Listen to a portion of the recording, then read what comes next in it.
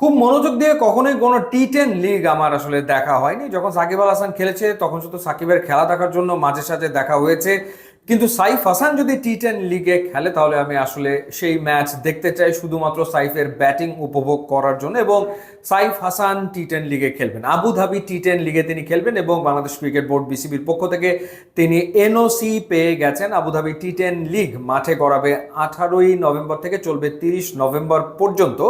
তো সেই ক্ষেত্রে আবার 30 নভেম্বর পর্যন্ত এই টুর্নামেন্ট চলবে, কিন্তু 27 নভেম্বর থেকে বাংলাদেশ আর আয়ারল্যান্ডের টি20 সিরিজ শুরু হবে। সেই কারণে সাইফ হাসানকে এনওসি দেওয়া হয়েছে 23 নভেম্বর পর্যন্ত। এছাড়া এবারের আবুধাবি টি10 লিগে খেলবেন সাকিব আল হাসান এবং তিনি একটা টিমের ক্যাপ্টেন।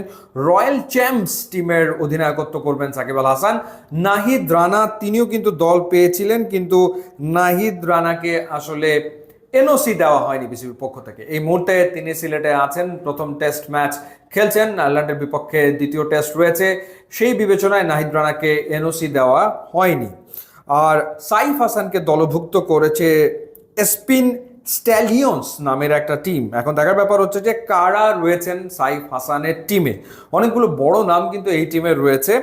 রয়েছে Tymal Mills, Tim Seifert, Harbhajan Singh, Andre Fletcher, Avishka Fernando, Sherfane Rutherford, Binura Fernando, Saif Hasan, Ryan Burl, Akhilesh Bodugum, Ali Khan, Ben Cutting, এরপর জোহাইর ইকবাল, এরপর Isa Motiur, Hafizur Rahman, Ashmead Nedd, Matthew Hurst, Monank Patel এবং হর্ষিত শেঠ।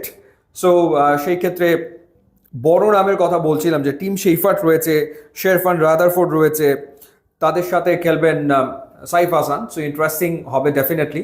আর দেখা যাক, যদি সাকিবের দলের সাথে সাইফ হাসানের দলের দেখা হয় তাহলে তো দুজন মুখোমুখি হয়ে যাচ্ছেন, দুই বাংলাদেশি ক্রিকেটার আবুধাবি টি10 লিগে।